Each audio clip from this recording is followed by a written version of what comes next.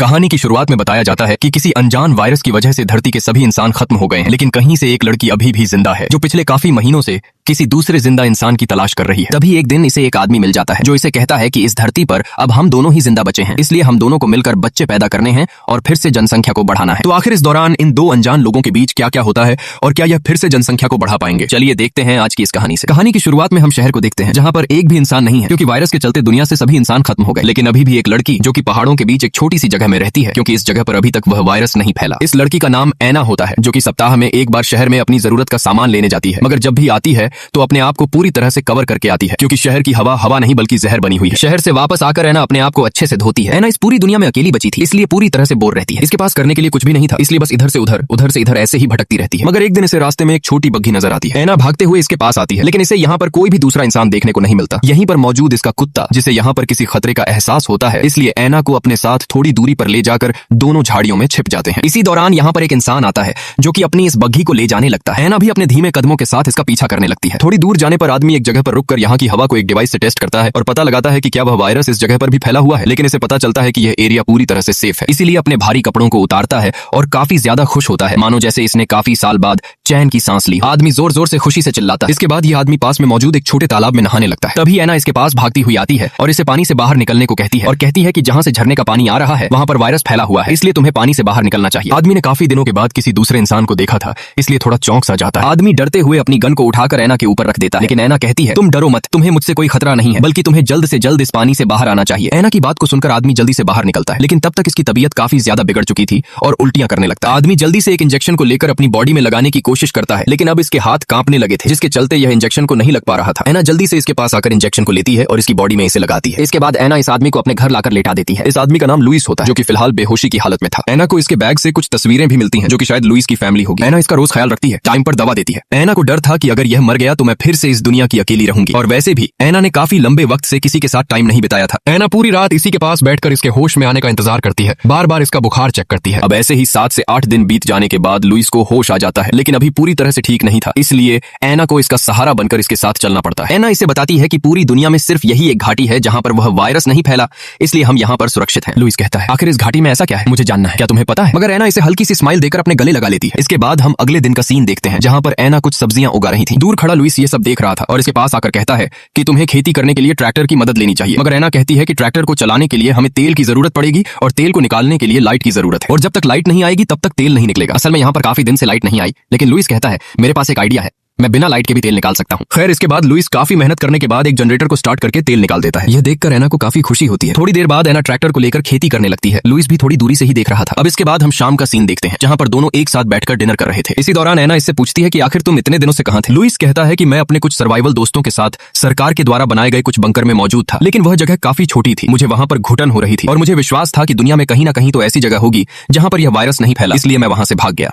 मैं जगह जगह भटका और मुझे आखिरकार यह जगह मिल गई। अगले दिन ऐना मछली पकड़ते हुए लुइस से कहती है कि हमारा जनरेटर फिर से खराब हो गया है, जिसके चलते हम फ्रीजर में खाना नहीं रख सकते क्योंकि वह खराब हो जाएगा। लुइस कहता है कि मैं जनरेटर को ठीक कर सकता हूँ। इसके बाद लुइस जनरेटर के पास आकर इसे ठीक करने की कोशिश करता है, लेकिन काफी कोशिश करने के बाद भी लुइस जनरेटर को सही नहीं कर पाता और हार कर एक जगह पर खड़ा हो जाता है। तभी इसके दिमाग में एक दूसरा आइडिया आता है और कहता है कि हम झरने के पानी से भी बिजली पैदा कर सकते हैं, लेकिन उसके लिए हमें एक बड़े पहिए की जरूरत है। इसलिए दोनों जंगल में कुछ ऐसी लकड़ियां तलाश करने को जाते हैं जिससे एक बड़ा पहिया बन सकता था, लेकिन काफी ढूंढने फिरने के बाद भी इन्हें कोई ऐसी लकड़ी नहीं मिलती, इसलिए दोनों वापस घर पर आते हैं। इसी दौरान पास में मौजूद लुइस की नजर चर्च के ऊपर पड़ती है जो कि पूरी तरह से बड़ी बड़ी लकड़ियों से बना हुआ था, और कहता है कि हमें बड़ा पहिया बनाने के लिए इस चर्च की लकड़ियों का इस्तेमाल करना होगा और हमें इसे तोड़ना होगा। लेकिन ऐना कहती है कि नहीं, हम ऐसा नहीं कर सकते क्योंकि यह मेरे परिवार की एक आखिरी निशानी है, इसलिए लुइस इसकी बात को मान जाता है। अब ऐसे ही वक्त के चलते दोनों एक साथ अपने टाइम को ऐसे ही बिताते रहते हैं। अब एक दिन लुइस काफी ज्यादा ड्रिंक कर लेता है जिससे होश नहीं रहता और ऐना के साथ बदतमीजी करने लगता है। लुइस धीरे धीरे ऐना के काफी करीब आ जाता है। नशे की हालत में अपने पास आते हुए देख लुइस को ऐना को बिल्कुल भी अच्छा नहीं लगता और गुस्सा होकर यहाँ से सोने चली जाती है। अब इसके बाद हम सुबह का सीन देखते हैं जहां पर लुइस ऐना के पास आकर अपनी बदतमीजी के लिए माफी मांगता है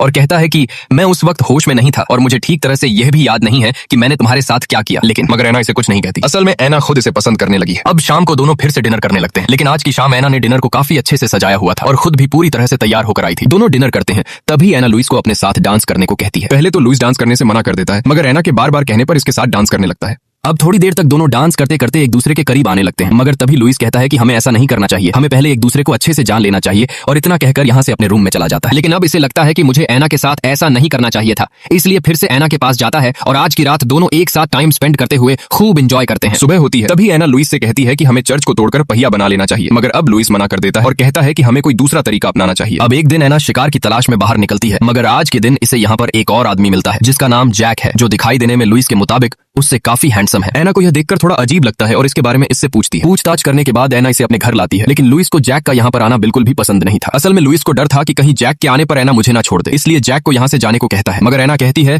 कि वह यहाँ से कहाँ जाएगा, क्योंकि जैसे ही उसे घाटी से बाहर निकलेगा तो वह भी वायरस की वजह से मर सकता है। लुइस के पास भी कोई सीधा जवाब नहीं था इसे यहाँ से भेजने का, इसलिए अपनी एक मशीन से इसे चेक करने लगता है कि कहीं ये भी वायरस से इन्फेक्टेड तो नहीं है। एना को यह देखकर बिल्कुल भी अच्छा नहीं लगता कि आखिर लुइस एक बेसहारा इंसान के साथ यह क्या कर रहा है। लुइस एना से कहता है कि हमें इसे घर से बाहर ही रखना होगा, क्योंकि हमें नहीं पता कि यह कैसा इंसान है, हो सकता है कि यह खतरनाक हो और हमें मार दे, इसीलिए आज की रात जैक को बाहर ही सोना पड़ता है। इसके अगले दिन हम इन तीनों को एक साथ बैठे हुए देखते हैं और आपस में अच्छे से बातें कर रहे थे। लुइस यहाँ पर इनको अपनी पिछली कहानी बताता है और कहता है कि जब इस वायरस की शुरुआत हुई थी तो तब लोगों में एक अजीब तरह की भगदड़ मची हुई थी। उस दौरान मैं जो कि एक कुएं से पानी भर रहा था, मगर इसी दौरान मेरे पास एक छोटा सा मासूम लड़का आया था जो कि उस वायरस की वजह से तड़प रहा था। साथ ही उसके पास एक गन थी जिसे वह मेरे हाथ में थमा देता है और कहता है कि मुझे गोली मार दो, लेकिन मैंने ऐसा नहीं किया, बल्कि मुझे खुद अपनी जान बचानी थी, इसलिए सबसे पहले मैंने अपनी बॉडी को कवर किया और मैं वहां से भाग गया। इसके बाद जैक भी इन्हें अपनी कहानी बताता है और कहता है कि जब यह वायरस फैला था तब मैं अपने कुछ साथियों के साथ एक सुरंग में काम कर रहा था, जिसके चलते हमें काफी दिन तक उसी सुरंग में रहना पड़ा। मगर काफी दिन तक सुरंग में रहने के बावजूद सभी को घुटन महसूस होने लगी, जिसके चलते सभी में झगड़ा हो गया और सभी ने एक दूसरे को मार दिया। मगर मैं जो किसी तरह से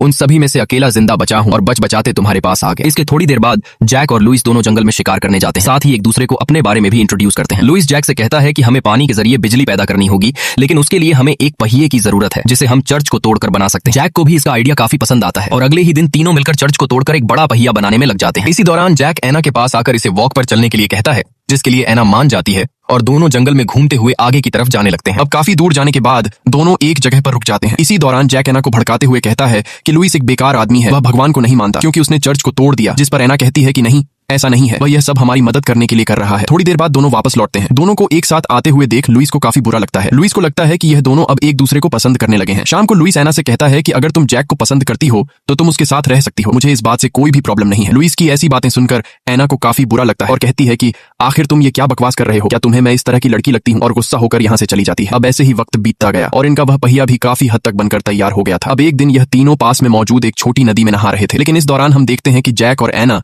दोनों लुइस से थोड़ी दूरी पर जाकर आपस में बातें करने लगते हैं। इन दोनों को बातें करते हुए देख लुइस को काफी गुस्सा आता है और अब इसका शक यकीन में बदलने लगता है। इसलिए पानी से बाहर निकलने के बाद लुइस एना से कहता है कि मैं तुम्हें पसंद करता हूँ, इसलिए तुम्हें जैक से दूर रहना चाहिए, लेकिन एना इसे कोई जवाब नहीं देती और यहाँ से चली जाती है। अब इसके बाद हम रात का सीन देखते हैं जहां पर एना को नींद नहीं आ रही थी, क्योंकि इसके दिमाग में अब एक ही बात घूम रही थी कि मैं लुइस और जैक में से किसे पसंद करूं। लेकिन सच्चाई तो ये थी कि एना को लुइस और जैक दोनों ही पसंद थे, मगर इसे फिर भी एक को ही चुनना था। एना परेशान होकर जैक के कमरे में जाती है और आज की रात दोनों खूब एंजॉय करते हैं। इसके बाद सुबह होती है और लुइस खड़ा होकर आता है तो देखता है कि एना और जैक पहले से ही यहाँ पर मौजूद हैं और दोनों काफी हंसी खुशी हैं। यह देखकर लुइस को लगता है कि जरूर इनके बीच कुछ तो हुआ है। थोड़ी देर बाद लुइस और जैक दोनों झरने के पास उस पहिए को फिट करने जाते हैं और काफी मेहनत करने के बाद आखिरकार इस पहिए को फिट कर देते हैं। लेकिन अभी भी एक काम बाकी था। यहाँ पर इन दोनों ने अपने सूट भी पहने हुए थे। जैक जो कि एक रस्सी को पकड़कर नीचे खाई में उतर रहा था और दूसरी तरफ से लुइस ने रस्सी को पकड़ा हुआ था। अब जैसे ही काम खत्म करने के बाद जैक वापस ऊपर चढ़ने लगता है तो तभी अचानक इसका पैर फिसल जाता है, लेकिन लुइस ने फिर भी रस्सी को काफी टाइट पकड़े हुआ था और इसे गिरने नहीं देता। किसी तरह से जैक अपने आप को संभालता है और काफी ऊपर तक चढ़ जाता है, मगर तभी फिर से अचानक इसका पैर फिसल जाता है और फिर से नीचे गिरने लगता है। लुइस पहले की तरह रस्सी को पकड़े रहता है, लेकिन तभी लुइस को एहसास होता है कि अगर यह जिंदा रहा तो मेरे और एना के बीच दूरी हो जाएगी, इसलिए इसे मारना ही बेहतर होगा। इसी के साथ सीन कट होता है और हम लुइस को घर पर देखते हैं जहां पर एना इसे जैक के बारे में पूछ रही है। लुइस कहता है कि वह अब दूसरे शहर की तरफ निकल गया, मगर एना को सच्चाई का पता चल गया था और कहती है कि तुमने आखिर उसके साथ ऐसा क्यों किया, आखिर इसमें उसकी क्या गलती थी। इतना कहकर एना गुस्सा होकर यहाँ से चली जाती है। इसके पीछे पीछे लुइस भी आता है और एक जगह पर बैठ जाता है, लेकिन दोनों अब एक दूसरे से कुछ भी नहीं कहते क्योंकि अब दोनों के पास कहने को कुछ भी नहीं बचता और इसी शांति के साथ यह कहानी खत्म होती है। तो दोस्तों, उम्मीद करता हूं कि आपको यह वीडियो पसंद आई होगी। अगर वीडियो पसंद आई है तो वीडियो को लाइक जरूर कर दें। बाकी जब आपने वीडियो को पूरा देख लिया है तो चैनल को भी सब्सक्राइब कर दें। बाकी मिलते हैं हमारी एक और अमेजिंग वीडियो के साथ।